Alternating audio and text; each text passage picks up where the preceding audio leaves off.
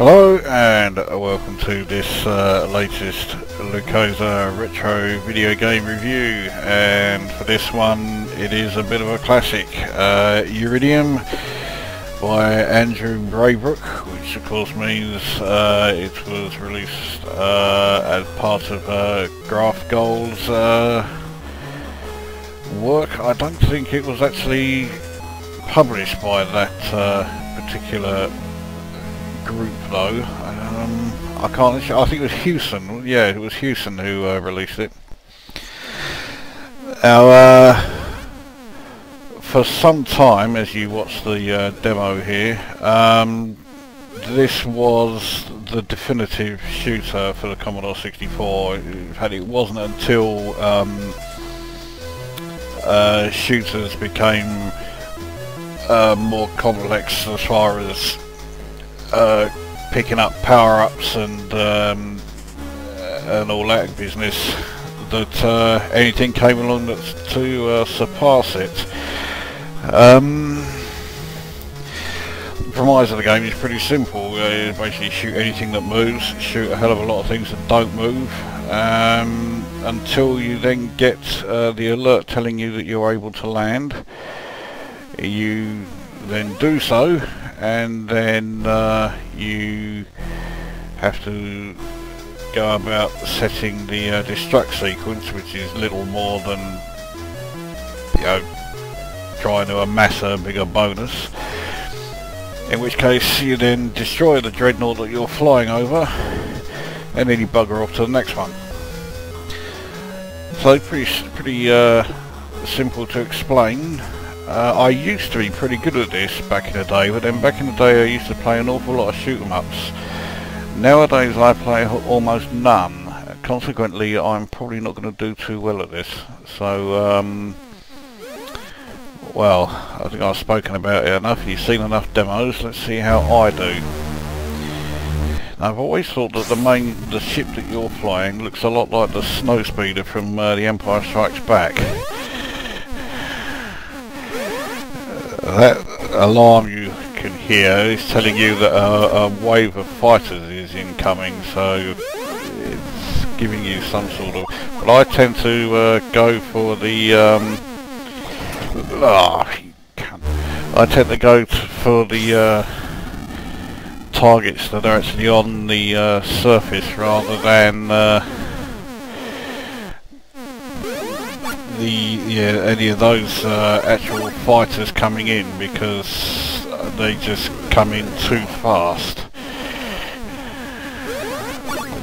Okay, well, I did manage to get quite a few there though.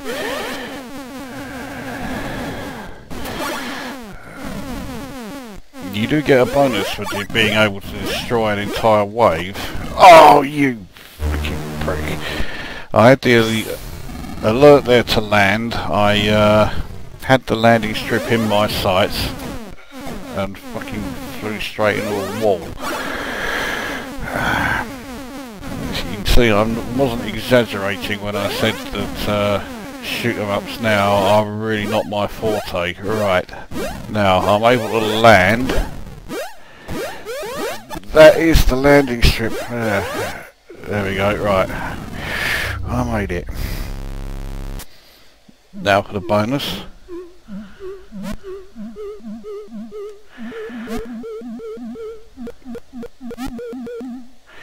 So I got 3,500 for doing that.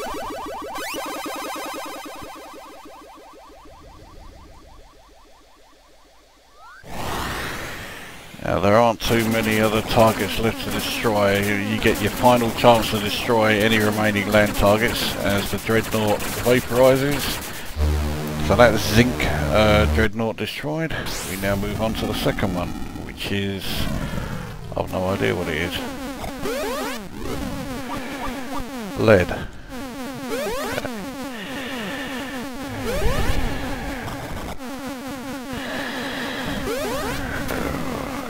Oh dear. Yeah, okay, I've got an extra life, and believe me, I'll need them.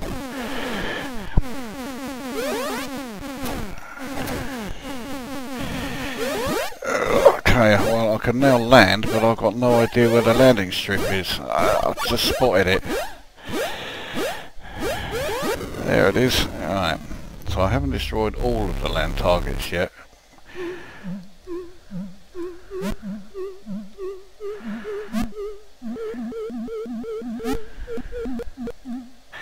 So, 3,500 again. I think that means I now have the high score. Right, now, it's down here is, yeah, there they go, the last remaining base targets. And yeah, I do have the new high score, for what it's worth. Right. Now, the third dreadnought is copper. I'm now approaching the area where I can't for the life of me remember what any of the targets look like.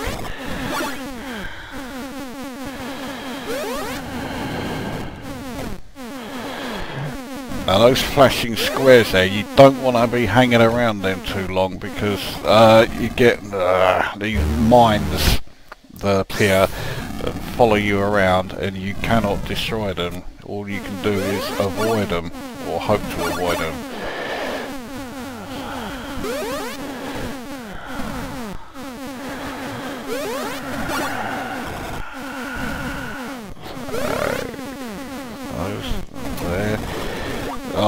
There you go, and there are two mines coming after me, and so I slammed straight in a wall. Well, I got the high score, so there you go. Could be worse.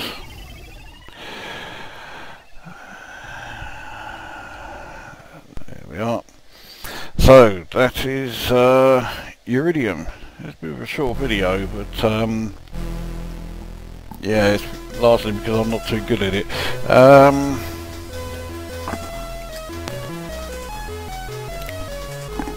So I mean, as a comparatively basic shooter, I think it's fine.